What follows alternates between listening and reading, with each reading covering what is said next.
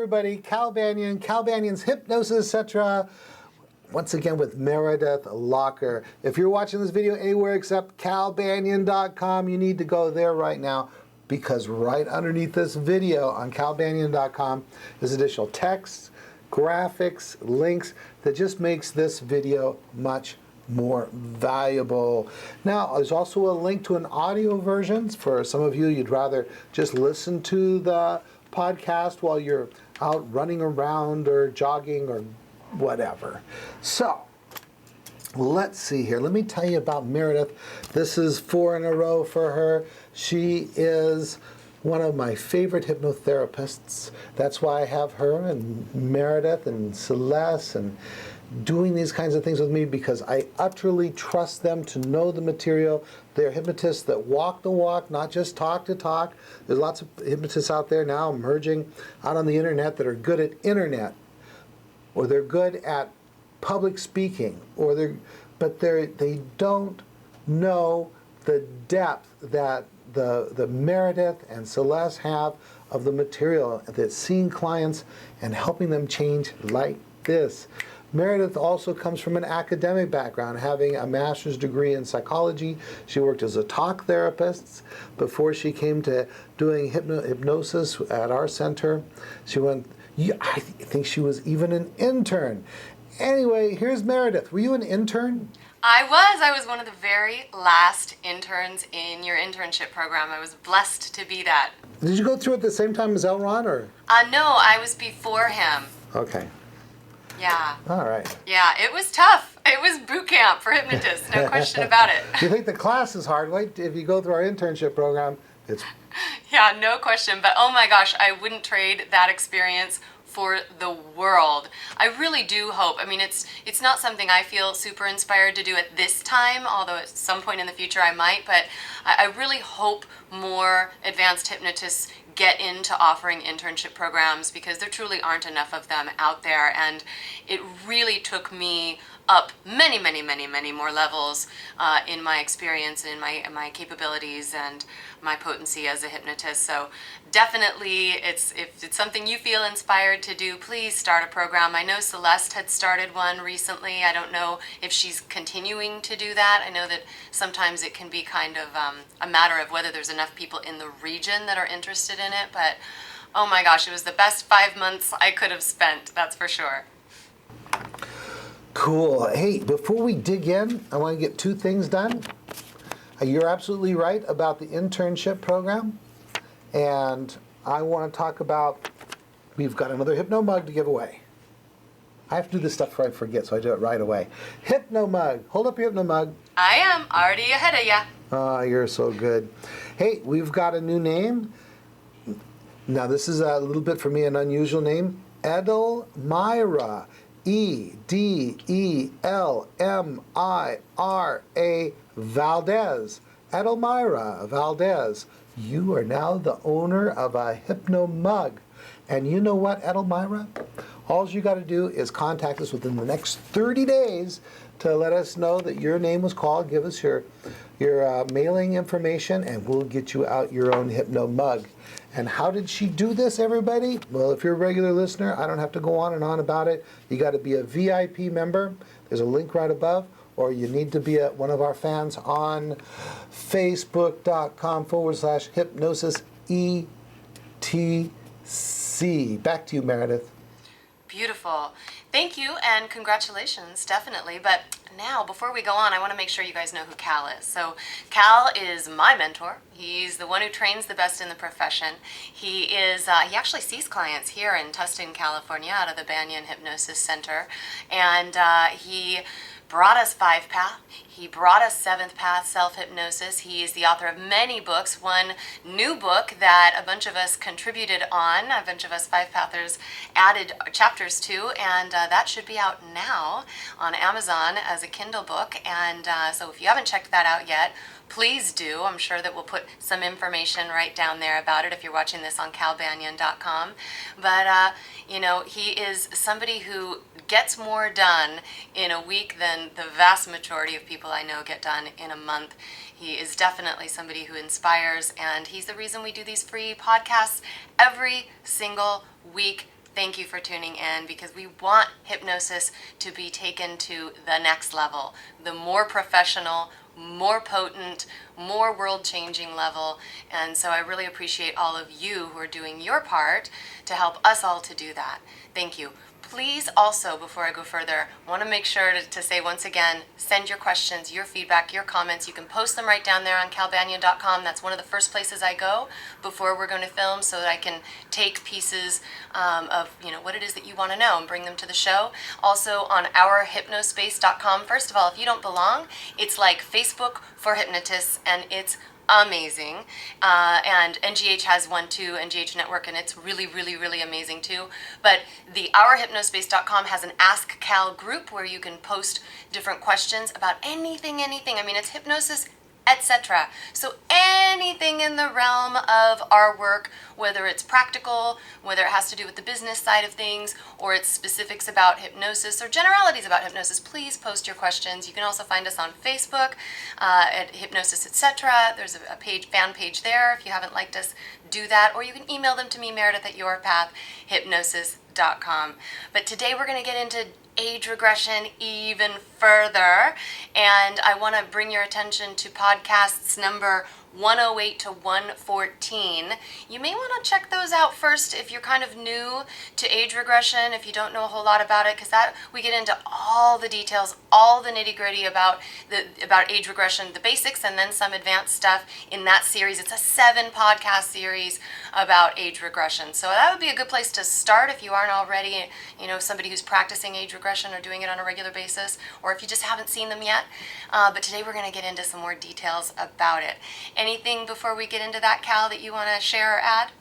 Hey, yeah, see me in class. Come to class. We got 3 classes scheduled this year. We've got July 15th starting class for the NGH Banyan Hypnosis Certification Super Course, the 5-path and 7-path. That's July 15th through the 26th, and October 14th through the 25th. The 10-day course is 2 days off right in the middle. And then, of course, there is a Week of Power. The Week of Power is for people who are already certified but want to increase their skills, their confidence, and learn 5-path and 7-path. You're going to be amazed. Whatever you hoped a hypnosis certification course would be, we're going to surpass it, and it's going to be a life-changing experience. So our Week of Power is April 28th through May 4th. And you can always check for updated and future dates by just clicking on the links on this website over there at the navigation bar, wherever it is, left or right. All right, let's roll. Well, and I want to add, if you don't already have it down on your calendar, be sure to put the National Guild of Hypnotists Annual Convention down. We're going to be there. Cal and I are both doing talks. So is Maureen. So is Celeste. It's really a good time. I would love to meet you there. It's August 9th through the 11th, one of the most powerful weekends you will ever experience. It's not only educational, it's super fun. You're going to make lifelong friends. If you're single, be ready to mingle, because there's lots of fun to be had with that too. And it's in Massachusetts. Please start saving your money, preparing for that. You've got plenty of time between now and then to create the funds to make it happen. I look forward to seeing you there. That's right. Put your intent out there, and we'll hang out. And, even if you don't want to hang out, at least say, hi, Meredith, hi, Celeste, hi, Cal. And, let us know that you're a fan. And we're happy even to answer your questions on the spot or take them down and bring them to the show. All right, let's rock and roll. Oh, yeah, you should hear some of the discussions that we got into this last year over drinks, the details and the solutions and, the possibilities. And, well, then I had this client and this happened. And there was so much sharing and so much growth, just over cocktails. How does it get any better than that? That's right. You find out all these great names in the world of hypnotism, like Don Martin and stuff like that. They're just people. Yes. With a passion. And if you haven't heard Ron Esslinger tell a story, well, you're in for a treat, because he is one of my favorite storytellers. I cry laughing. He's so hilarious. Oh my gosh. There you go. Yeah. Love him. Okay, let's dive in. So, more about age regression today. Here is a post that was in one of our groups recently about her experience with a client with age regression. Last night I was doing age regression, and the client went back to 19, then 16, then to nothing, floating. No idea where they were, but could not. No idea where they were. And the hypnotist basically said they couldn't remember what to do, wasn't quite sure what to do with that scenario. So they kind of just did a little wing it move, which, all of us kind of have to do every now and again. Preferable not to have to do that, but we've all done it. So Cal, let's dig into what to do when a client goes to floating. Well, I think you've given this some thought, haven't you? Well, I've been through it myself. Hey, so why don't you start off this time? Yeah, okay. So when a client goes to floating, there's lots of different things that could be going on. And sometimes they could still actually, first of all, sometimes they might not be in body. So they may have gone to a time, because we're regressing off of that feeling. And they can go anywhere. I mean, the number of possibilities in an age regression session are beyond millions. And so it's quite possible that they went to a time in either a past life or before they had a body, or they could be in the womb. Oftentimes that's what it feels like to a client when they're in the womb, and they don't quite know how to express what's going on. They kind of get discombobulated about it.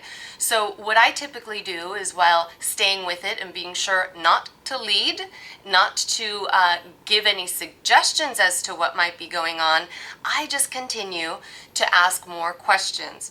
And one of them might be, okay, what is it that you are aware of? Something just very general, and see what they have to say. And I may even ask them, do you have a body? Are you aware of having a body? And depending on their answer, I start to get more of an idea of what might be going on. So this particular place that we landed may still unfold further. Sometimes it just takes a little bit more time for the client to orient themselves, to catch up to speed with what's going on, and to be able to tune into the subtle awarenesses that they do have. So if that does not happen, if as I'm asking questions, it just seems like nothing more is coming, I will go ahead and bring them back to where we last left off. In a moment, I'm going to count from 1 to 3. When I get to 3, you'll be back to 16 years old in this case, where this is happening. And I bring them back there, get them there, have them, answer all of the questions again. What's happening? First of all, daytime, nighttime, indoors, outdoors, are you alone or with somebody? And then the Fantastic Five. What's happening? What are you thinking? What are you feeling? How old are you? And is that familiar or new? But I'm maybe even going to make sure to amplify that feeling a little bit more. And then I'm going to, if it's familiar, regress again and keep going. Now, as age regression specialists, we know that most of the time we're going to go earlier than age 16. It's pretty unusual for that to be the initial sensitizing event, the initial event that is the cause of the problem.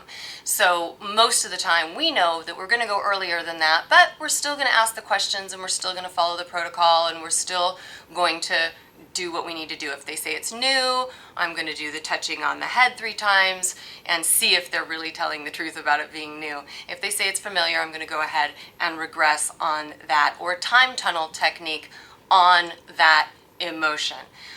Cal, any other solutions that you have? Yeah, but first I want to say I really like that what are you aware of? If they don't know if it's daytime or nighttime, or if they're indoor or outdoor, I really do like that question. What are you aware of? And then what happens is when they feed that back to you, you have a first clue of what's going on, and then you could actually have them say, good, keep focusing on that, and now what are you aware of? And you can kind of build on that. So that's really, really good, Meredith. Let's see. I've got some notes I take down as she's writing.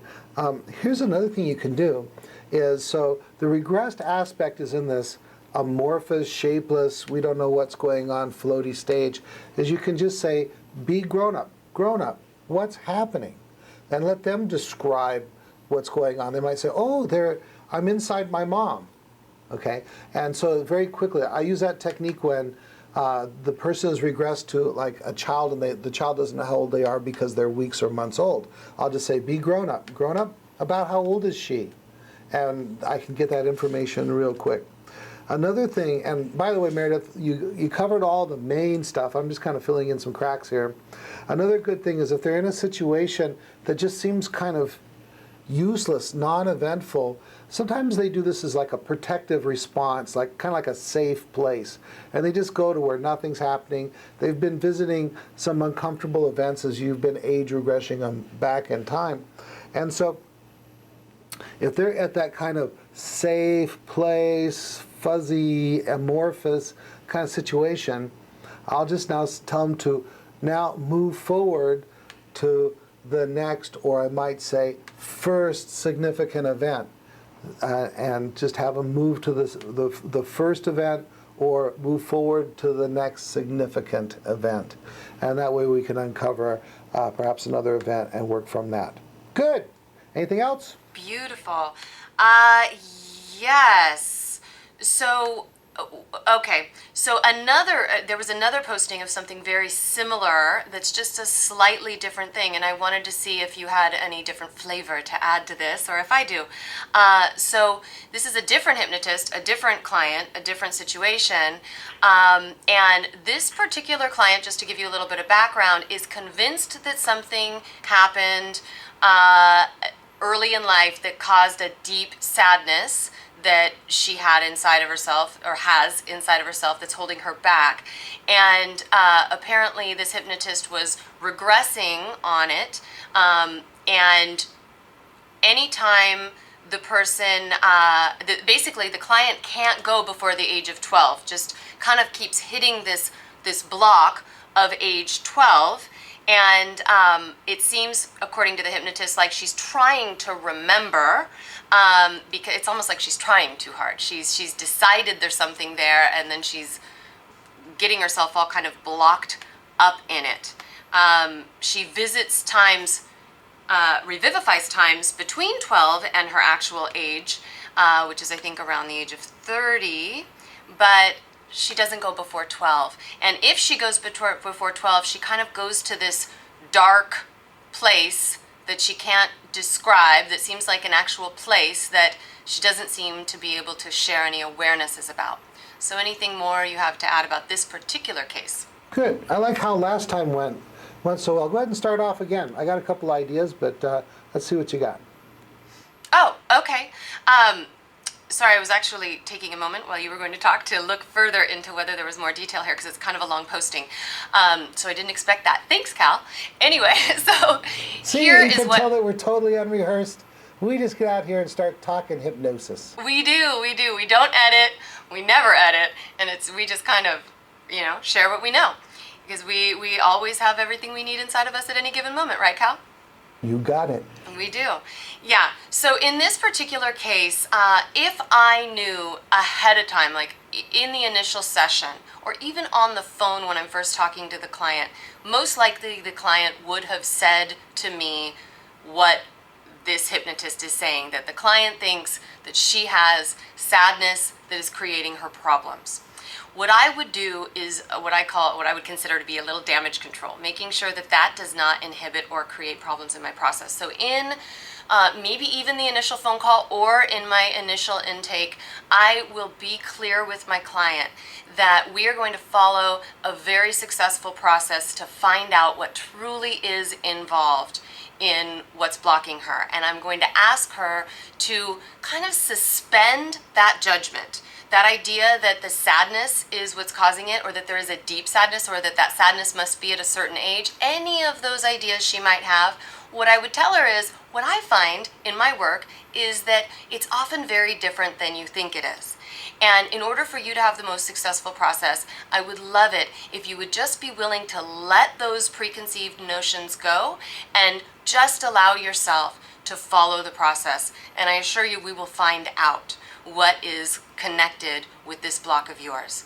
But if you hold too tight to this particular idea of what is connected to it, you could actually stop us from resolving it for you. So would you be willing, and I'll actually ask them the question, would you be willing to let go of that idea so that we can truly find out what the cause of the problem is? And I get them to agree with me. Before I move on, Cal, anything you want to add to that? Yeah, you know, this is where really knowing what you're doing comes into full play, because you understand that it's very important not to be fooled by the obvious. Clients come in and say, oh, this is where it all started. And you've exactly what Meredith said. You need to let them know that that oftentimes it's not what they think it is. And you see, and in this case that we're talking about here, one of the reasons the person is unable to regress to this event before 12 is because this event before 12 is a figment of the client's imagination.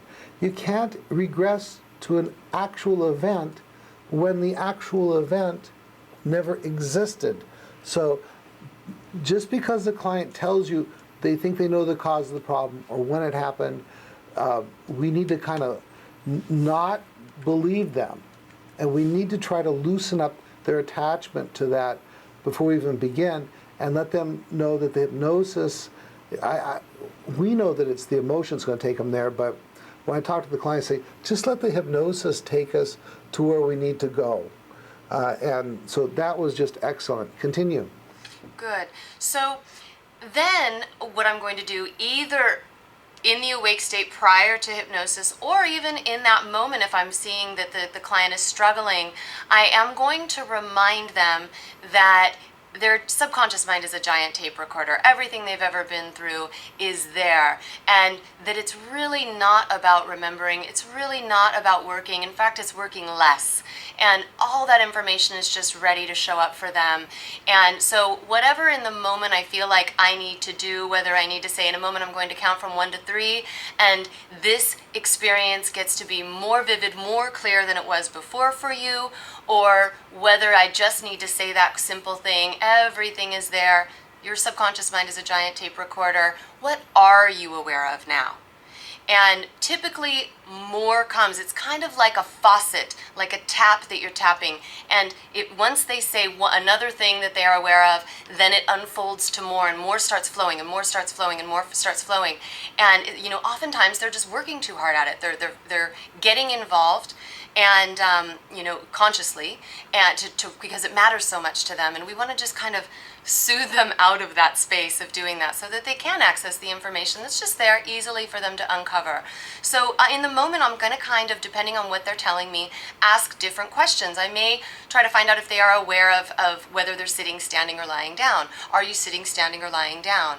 And another thing, just to back up a little bit, is one thing I'd like to tell clients before getting into age regression work, although I never tell them we're doing age regression work, I tell them that in this session, I'm going to be asking you some questions. And what I'd like you to know is, I'm okay if you don't have an answer to my question, but I would rather you tell me anything you're aware of than tell me I don't know. I don't know blocks. Anything you're aware of will help to keep the flow going. So I give my clients permission to answer a different question, if you will, if they don't know indoors or outdoors. They may know it's light. Or they may know it's dark, but they may not know indoors or outdoors, just as an example. Perfect. I don't care what words they use, as long as they're continuing to prime the pump, tap that pump, and allow more information to flow. Anything else you want to say about that, Cal? I'm really enjoying sitting here listening to you talk about this, because you've just grown into such a, you're using the principles of 5-path and age regression and putting it together and making it happen in a way that is so masterful and conveying that so clearly. So I'm just really enjoying that. A couple of other things that I can add is, so if you're going back in time and they keep getting stuck at a particular age like 12, and the feeling is familiar, so you know it's not the initial sensitizing event, just regress back to, let's do some date-time regression.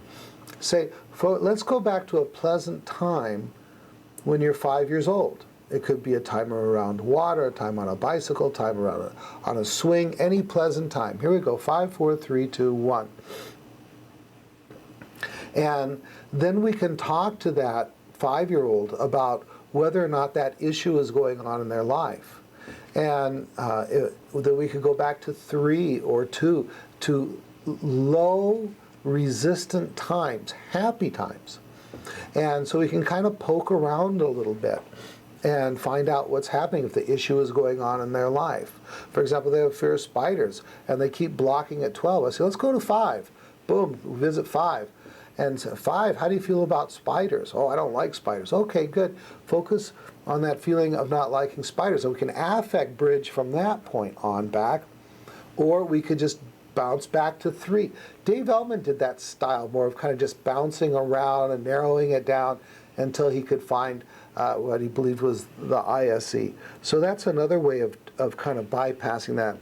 And then also, here's an insider technique that 5-pathers can use, is if we're really finding a lot of blockages and confusion and resistance in age regression, move on to phase 3. Let's say that there was fear. And age regression is one of the most common emotions we deal with. I mean, fear is one of the most common emotions we'll deal with in age regression. So, but let's say, gosh, we're trying to work with this person, we can't get them past a certain age, we can't find that ISE. Move on to phase 3, which is forgiveness of others. And get them into the process of dealing with the person who hurt them the most, or that you're aware from the age regression had something to do with the cause of the problem. And get them in there, in that environment. We typically call it the round room, with the 2 chairs, and they're interacting and saying, you hurt me when, you made me feel, and so on. And as we having them talk to this offender, this person that hurt them, that they need to forgive, there's a lot of opportunities to branch off an age regression right off of a forgiveness process. While they're expressing their anger, you could also say, you made me feel. And when they express, you made me feel afraid, okay? And if that's fear, and if the age regression work you were doing was fear, but you couldn't get the ISE, at that very intense expressed time, where they're saying, you made me afraid, then you say, good, focus on that feeling, follow it back to the first time you felt that way. And so that's another opportunity, kind of unexpected backdoor opportunity to, bam, do an affect bridge, bam, right back to that first ISE, unexpected. So that's a really cool one. A lot of these kind of insider tips, tricks, and techniques I go over in the Banyan Online Supervision CDs, where I sat down for 40 weeks and went much deeper into these different hypnosis techniques than I can in a 10-day course, or even in these short little podcasts, because each get-together we did for the Banyan Online Supervision CDs were like an hour and a half. All right, what do you think, Meredith? Oh gosh, I think people are going to really love this podcast. Just remember that what we're doing is not brain surgery here. We're not going to snip a cord and ruin everything for our clients. You know, sometimes with each individual case, you have to just try something different. Be willing to move them around. And it really is like having a fast forward rewind button, and some remotes are different than others. And so you've got to figure out how to make it work with this particular client, and you really can't get it wrong unless you just give up. But I've had the same experience Cal was talking about, you know, where there was some block in age regression and in forgiveness of others, everything came to light, and we got the same results by going into forgiveness of others, and then we were able to regress there and get them to what they needed to do. Just some people are needing it a different way. But one thing I did want to share with you guys, I mentioned the time tunneling technique earlier, and so if you go to podcast number 211 through 213, we did a 3-podcast series on the time tunneling technique, so that'll give you more information about that. And even since then, if you do search on calbanyan.com, we answered some questions and got into it in some other podcasts as well, so you can find it that way. But thank you guys so much. Keep sending your questions. We're happy to answer them. I am Meredith Locker. You can find me at yourpathhypnosis.com, and take care of yourselves. Signing off.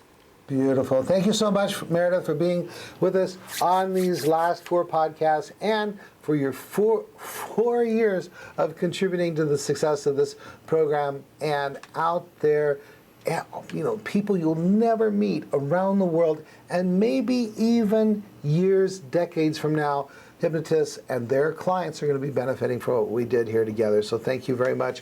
One of my favorite salutations when I write emails to people that I work with and care about is to say, let's do great things together. So with that, this is Cal Banyan signing off. Let's do great things together. Bye for now. Yay!